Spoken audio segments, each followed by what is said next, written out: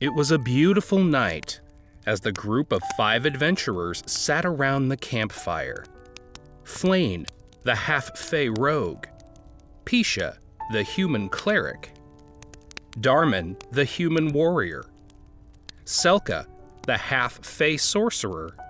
And Var, the half-ogre druid. And just like that, she polymorphed into an 8-foot blue-skinned, I have no idea what. And the way she looked at me, oh, I knew I was gonna be walking funny in the morning, you know what I mean?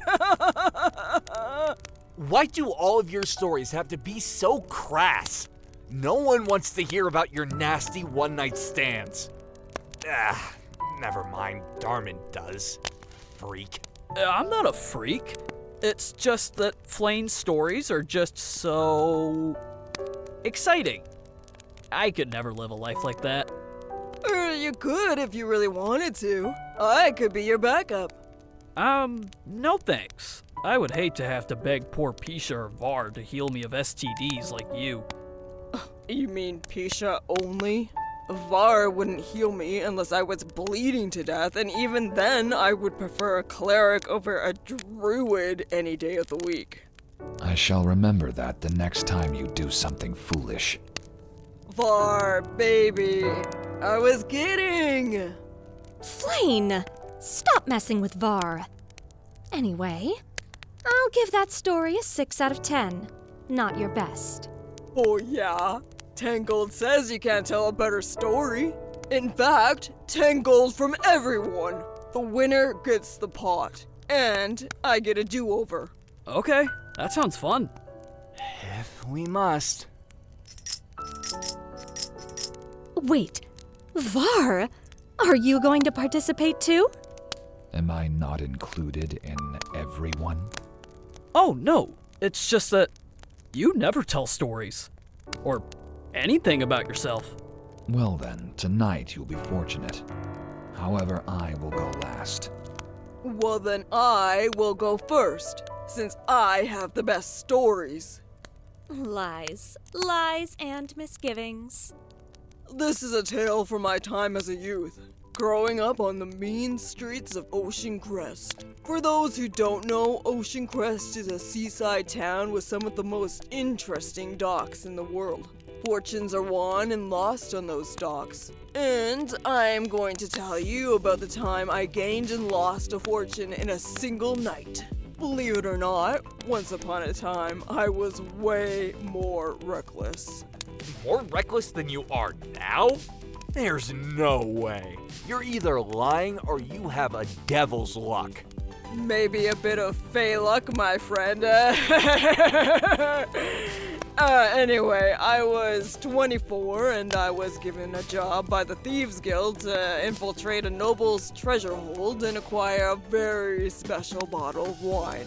I was told by my superior that as a bonus I could take one additional item from the vault.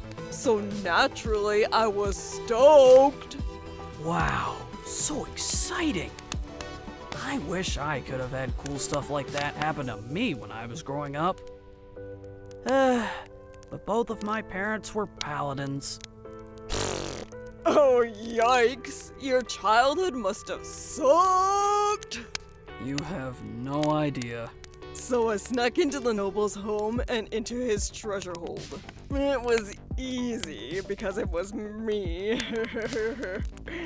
I placed the bottle of wine in my bag and then decided to get my bonus item. Ooh, what did you get? I picked up this bottle filled with gold liquid. It was frickin' ambrosia! The stuff that makes you immortal and live forever young? I placed it in my bag and then tried to escape the manor.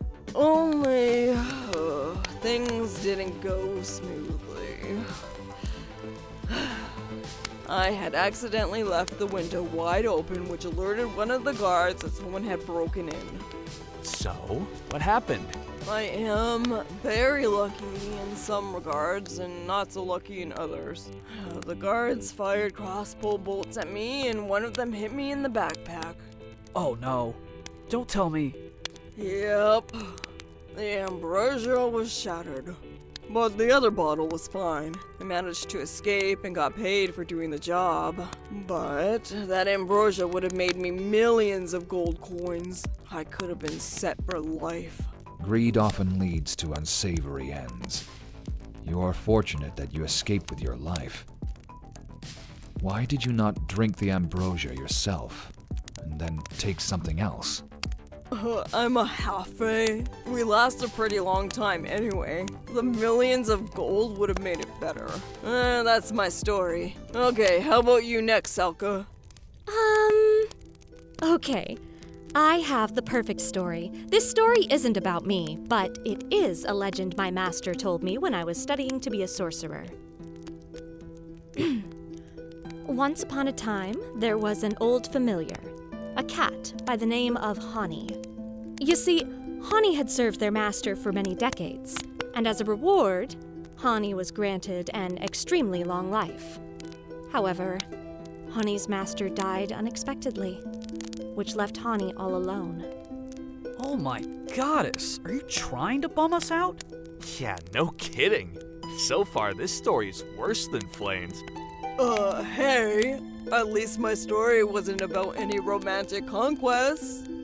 I feel for the cat in the story. Loneliness is a suffocating thing, one that is hard to dislodge from. Even if you surround yourself with other people, if you are not with the ones you love, then the presence of others means nothing. Damn, Var. Jeez, now I really am depressed. Tell me the story gets better, Selka. Oh, it does. Anyway, Hani the cat refused to leave the home where they and their master lived. In Hani's heart of hearts, they believed their master would return one day. So, day in and day out, year in and year out, Hani waited. Wow. My heart is literally breaking right now. Well, one day, a little girl came from the nearby village. She noticed Hani all alone, and she decided to feed it. While Hani was not wanting for food, as they were a great hunter, they accepted the girl's kindness. And that's how a wonderful friendship began. The little girl visited every day, and not only fed Hani, but also played with them. This continued on for many years until one day the girl came to Hani and asked a very serious request. What was the request? She asked Hani to be her familiar, as she was going to attend a magical school. And as soon as she asked the question, the house that Hani had spent so many decades guarding collapsed in on itself, as if by a divine sign. According to legend, the ghostly image of Hani's master was in the dust cloud, smiling at Hani. Well, Hani accepted, and went on to become the girl's familiar. That was a nice story. I'll admit it, it was a little better than mine. So whatever happened to the girl and Hani? That little girl grew up to be headmistress Sunny Von Rain, one of the most prolific arcane scholars of the Glistering Sands Magical Academy. My master studied there, which is why I know about the legend. How about you go next, Pisha? I'm not a great storyteller, but I'll do my best. This story is about my time as a cleric in training, and about the time when I helped serve the sick during the plague of Black Plains. I heard about how bad it was. Thousands died before they got it under control. You have no idea. My story tonight will be a sadder one, because honestly, it's the best story I have. The summer heat had just given way to the autumn chill, and the number of infected had started to rise significantly. I was working under a mediocre cleric named Tama. They were a nervous person who had only wanted to become a cleric because of the long-term living benefits the temples provided. Anyway, my story tonight is about one particular instance. The instance that solidified my desire to become a full-fledged cleric one day. It must have been a significant event if it was so noteworthy. I'm sure that Var and Selkin can attest to this, but clerics are magic users born of faith and belief, and our magical powers have their limits. Yeah, I mean, it would be unfair if we didn't have limits. Oftentimes, I feel like I run out of power too quickly. I, too, run out of magic after continuous use. I assume that having to heal so many people was quite draining for the clerics, yes? Yeah. Draining to the point where we had to try and heal people without magic.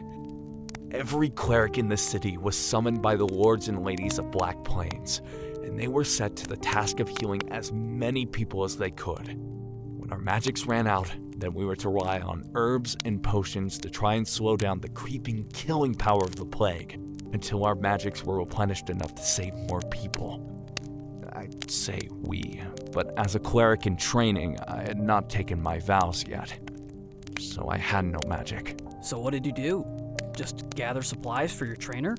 That, and try to comfort the sick with honeyed words and empty promises. Promises like, we'll cure you and you're going to pull through. Just hold on a little longer. There was this little boy holding a stuffed rabbit. Oh, here it comes. The goddess damn knife in our hearts. He was all alone, as the rest of his family had died already, with only his stuffed animal to comfort him. And what's worse, he was dying. My trainer was out of magic by that point, and I had none to give. But I wish I had. I would have sacrificed years of my life to have a hint of magic. If only to save that boy. I understand your sentiment, but how many years would you sacrifice just to save one more soul, and then one more soul after that? Would you have withered away at that moment in time just to save a small number of people? That was not your destiny to do so. Otherwise, the plague would have come after you were a full cleric. Even if you had magic, would you have had any at that point when you came upon the boy? No. I don't suppose I would have had any left. So many people died before the boy, and hundreds more after. I could not offer the boy magic healing, but I gave them the best of everything I could. What did you give to the boy? Had I left the boy as is, he would have anguished for hours as his body failed, one organ at a time. I didn't want the kid to have a slow, drawn-out death, so I asked him if he wanted me to make it quick. Boy said yes, and so I made him comfortable, and I told him bedtime stories as I mixed a very fast-acting poison with some spiced milk, some sleepy potion, and some hot chocolate mix. I told him perhaps 2 stories while I mixed him the special drink. And then I had him drink it. He became drowsy, and so I helped him, rocked him to sleep, and sang him stupid little lullabies from when I was a kid. Pisha! Oh my goddess, that's the most precious thing I have ever heard. Agreed. You gave that poor little boy an ounce of peace at the end of his life. At first, my trainer said that it was a waste of resources. But then they agreed that my act of mercy was at least one small good thing to come from the night. Right then and there, I swore to my goddess that I would be the best healer I could be, so I could at least save one more little boy. The situation ever rose again. Damn, that was a good story too. Oh, I'm not gonna win. But I might not be the worst story. Darman, you're up. Okay, but bear in mind, I'm also a terrible storyteller. I'm going to tell you about the longest march I ever went on when I served the Royal Military. It's not going to be as good as any of yours. It's fine. We're just happy that you're sharing a story with us. Yeah, no pressure. I mean, while 10 gold is on the line, it's not that big of a deal. Okay. So, we had just finished a tour of duty at a fort a couple of days south of what used to be Autumn Bliss. You know, before the rise of the Mad Goddess. Back then, Autumn Bliss was just a sleepy little town on the edge of the kingdom. Anyway, the story is not about Autumn Bliss, but about our march. So, my unit was relieved of duty at the fort, and we had to march to another fort across the kingdom. Oh, that sounds dumb. Why didn't they just rotate you to a fort that was closer? That was just where we were assigned next. I don't know why, that was the decision of the officers in the upper ranks. We just had to march, and so march we did. On a positive note, we had to march along the King's Road that led through Dank Wind's Forest. You marched through Dank Wind's Forest? How long ago was this? Oh, I would say like 8 years ago. Do you know about the Dank Wind's Forest? Of course they do. I mean, they are a druid. Yes. I am intimately connected to those woods. For one, Dank Wind is a name given to it by the humans and local communities. It has another name.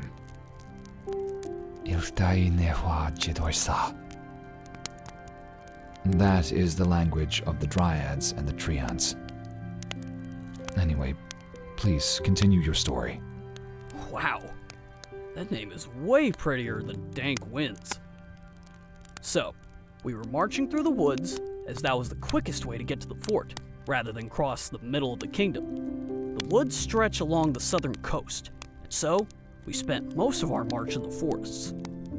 I heard there are monsters who live in those woods. Did you see any monsters? We didn't see anything, as there were so many of us. For the first couple of days, the woods were eerily silent around us. However, as the animals and such got used to us, the Dank Winds Forest came alive. Marching through the forest was not as bad as I thought it was going to be. Oh? How so? During the day, the sunlight would blast in through the treetops, peeking in through the breaks in the leaves and in the branches. There was often a constant breeze that blew around us, but it wasn't ever dank or anything like that.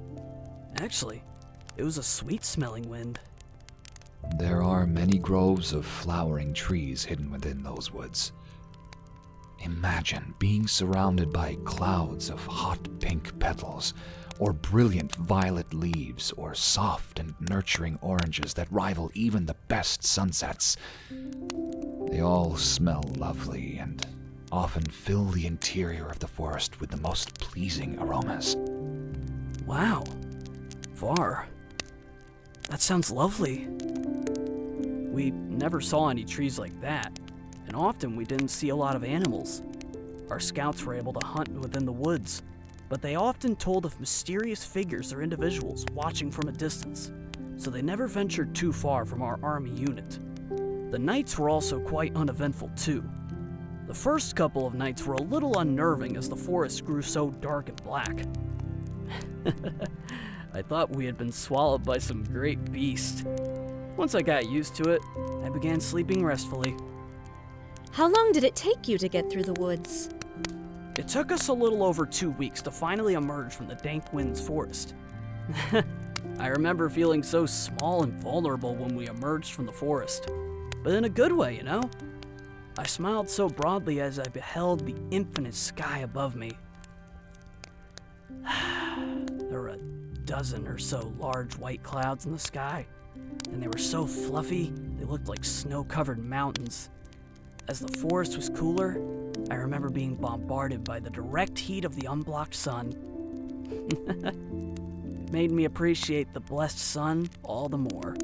All in all, that sounds like a lovely experience. And you got paid to hike through the woods? Yeah. After that, it took us only another week of marching to get to the fort. I'll always remember the beauty of the forest. Okay, that's my story. That was a lovely story. Not all stories need to be exciting. Agreed. Okay, druid. Let's finish this off with a good story. Very well. This story is about a dryad and a treant. Once upon the time, in the middle of the woods you know as Dank Wind's Forest, there was a wonderful community. It was far from the prying eyes of outsiders and away from the grasping, greedy hands of humans. No offense. No worries. Historically, our kind has been pretty greedy and ravenous with its landlust. Within this community there lived two specific individuals, a dryad and a treant, and they were very much in love. Is this a love story? Oh no. It doesn't have a happy ending, does it? Things were wonderful for the dryad and the treant. The dryad lived in a tree on the edge of the community where it was quiet and serene. The treant nestled beside the tree, and they lived together all alone. It was just the way they wanted it. As treants and dryads age very slowly when compared to other races, they were actually companions for over 200 years. 200 years? I hate commitment. I could never do it for even 1/10 that long. All of their bliss changed, however, when a strange portal opened up near where they lived. A host of half-ogre warriors poured forth from the portal, and they were being chased by some kind of skeletal monsters. A battle ensued. The dryad fled to get help from the rest of the community, while the treant elected to stay behind and protect the tree. What happened to the treant? The skeletal monsters and the half-ogre trash fought in the glade, while the treant remained still, hoping they would just go away. One by one, the half-ogres died. But so did the skeletal monsters. As the last skeletal monster died, the portal closed. The last remaining half-ogre stumbled over to the feet of the treant, perhaps thinking they were just a tree as well. That stupid little half-ogre. Var, is this some made-up story or a real? And that vile little thing noticed the treant. He saw the treant's face and reached into his bag. He pulled out some kind of strange amulet and then gestured it to the treant. The half-ogre said something, but it was lost to the treant, who only spoke in their own language. If only the treant wouldn't have touched the goddess-damned amulet. As soon as the treant touched it, thinking to take it from the half-ogre, then to help him up, it happened. A white flash engulfed the area, and it blinded the treant. For a brief moment, the treant lost consciousness. When they came to, they were surrounded by their friends and other creatures within that community. The dryad was kneeling over them. As the treant sat up, they saw the terrible thing that had happened after the flash. What happened to the treant, Var?